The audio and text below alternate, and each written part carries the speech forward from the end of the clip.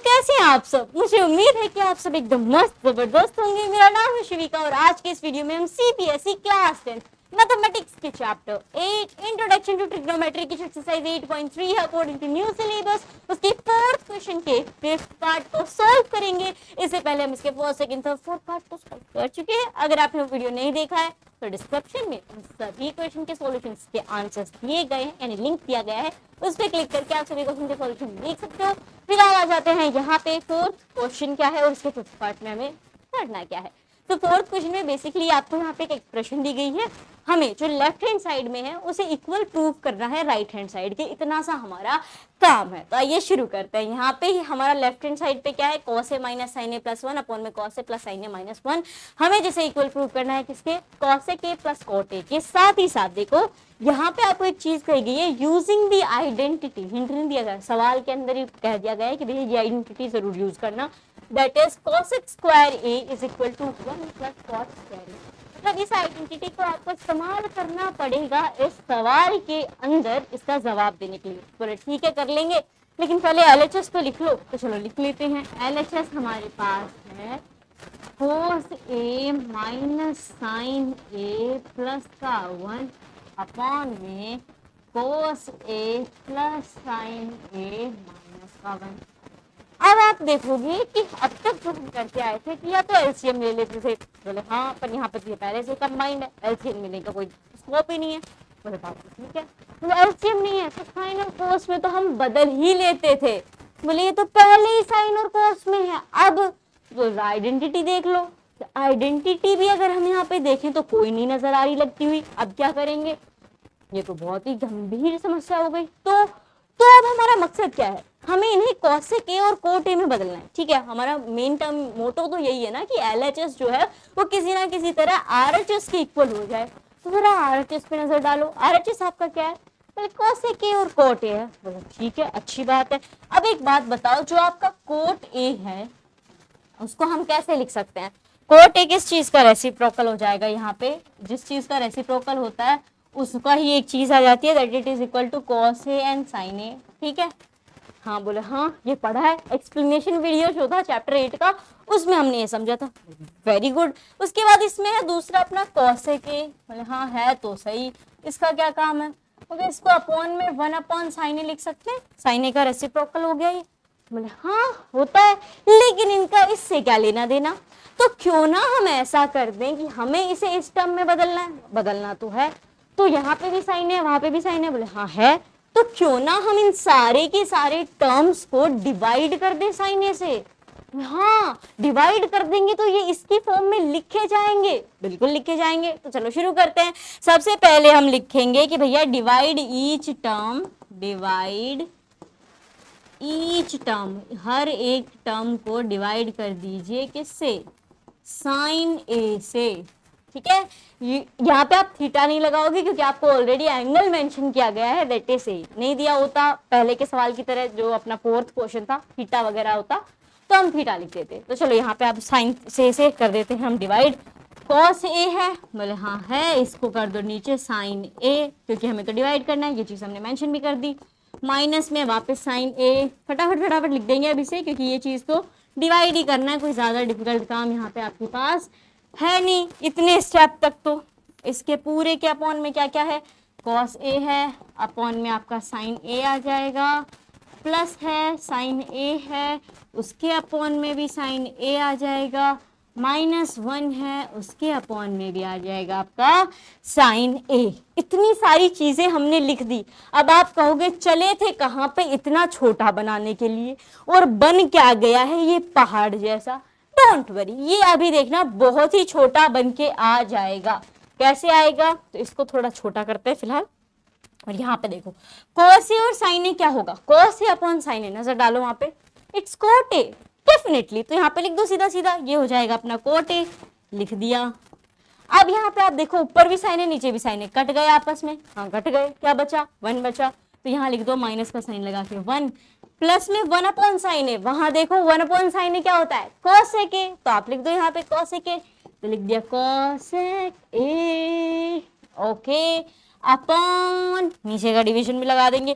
यहाँ क्या बचेगा, डिट्टो चीजें, खाली साइन अदला बदली है, तो सीधा सीधा लिख दो कॉस है अपॉन साइन है, ठीक है। कॉट ए प्लस का साइन है, ओके 1, क्योंकि ये भी यहाँ पे कैंसिल हो जाएगा, माइनस क्या बचाएगा कॉसेक ए।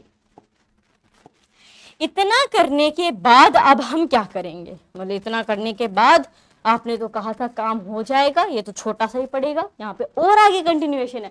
जी बिल्कुल, आपको यहाँ पे थोड़ा सा और आगे बढ़ना पड़ेगा अपनी मंजिल तक पहुंचने के लिए। उसके लिए अब हम क्या करेंगे, आप सोचोगे एलसीएम तो अब भी नहीं ले सकते, बात तो वही हो रही है यहाँ पे, साइन और कोस से तो इनको बदल के ही लाए हैं, तो पक्का उम्मीद है कि आप वापस तो साइन कोस में जाओगे नहीं। हाँ ये बात भी ठीक है, तो अब हम क्या करेंगे, तो देखो आपके पास क्या है, यहाँ पे कोट ए है, बोले हाँ है, तो इसे लिख लो। आपके पास जो जो है ना मैं उसे यहाँ पे लिख दे रही हूँ।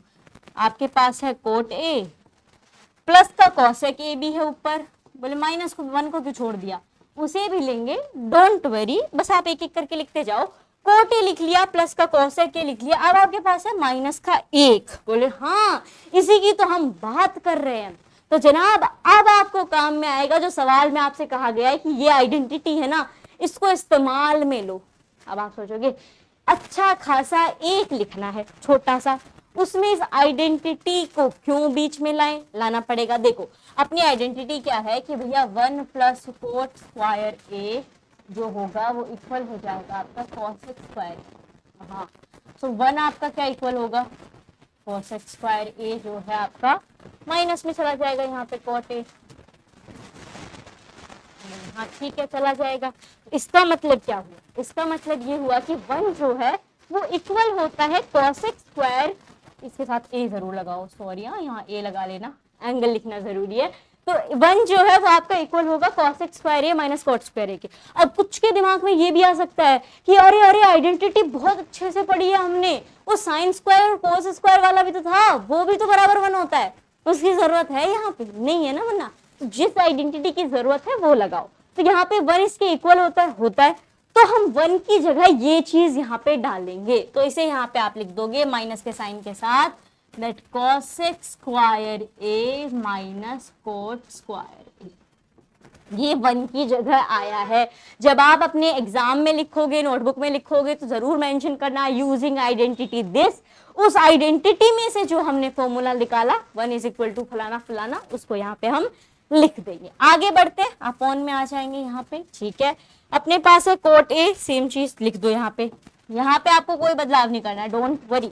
आपका जो नीचे वाला है डिनोमिनेटर वो तो रहने वाला है, सो +1 माइनस कॉसेक ए, ठीक है। इतना हो गया यहाँ पे, अरे हाँ हो गया।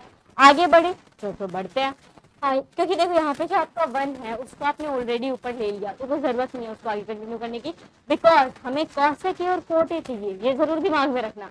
जो हमारा मकसद है उसको नहीं भूलना है, मंजिल तक जहाँ पे हमें पहुंचना है। आगे बढ़ेंगे तो यहाँ पे आपको ये दिख रहा होगा cosec square A minus cot square ए, हाँ नजर तो आ रहा है। इसमें क्या है, जहाँ भी कोट है प्लस कॉसेक ए, हाँ है, वहाँ कॉसेक स्क्वायर ए और कॉट स्क्वायर ए है, तो यहाँ पे हम क्या कुछ कॉमन ले सकते हैं, मतलब कोई ऐसी चीज है जिसे हम कॉमन उठा लें यहाँ पे, कॉमन तो बाद में लेना, ठीक है। कुछ नहीं दिख रहा कॉमन लेने के लिए। अब हमें एक फॉर्मूला दिख रहा है, फॉर्मूला कौन सा फॉर्मूला, कोई फॉर्मूला नजर नहीं आ रहा है, नजर आ रहा है एक formula is a square minus b square is equal to a plus b and a minus b, दिख रहा है कहीं पे, देखो देखो, हाँ ये ए स्क्वायर माइनस का बी स्क्वायर, ये बराबर हो जाएगा ए प्लस बी और ए माइनस बी के, तो वही चीज कर दो। तो यहाँ पे हम लिख देंगे cot a as it is, ये फिलहाल आराम पे रहेंगे, ठीक है, रेस्ट पे है, माइनस यहाँ पे चीजें बदल जाएंगी, ये हो जाएगा एक बार प्लस का cosec a plus cot a, एक बार माइनस का cosec a minus cot a, denominator वाला ऐसे ही चलेगा, वो फिलहाल उसके साथ कोई छेड़ाछाड़ी नहीं करेंगे, हम उसे ऐसा का ऐसा रहने ही देंगे। इतना हो गया, बोले हाँ हो गया। अब हमें क्या करना है, अब हम यहाँ पे कुछ ना कुछ कॉमन ले सकते हैं, ठीक है। पहले वाले स्टेप में कॉमन लेने के लिए इतना दिमाग नहीं बैठ रहा था क्योंकि वहां पे फॉर्मूला लग गया था, अब आगे आप ले सकते हो। बोले अब कैसे ले सकते हैं, कोटे प्लस कोसेक यहाँ पे भी है, ब्रैकेट में भी है, ले सकते हैं कॉमन, तो चलो ले लो। हमने कोट ए प्लस कॉसेक ए को ले लिया यहाँ पे कॉमन। अब आपके पास क्या बच जाएगा ब्रैकेट के अंदर?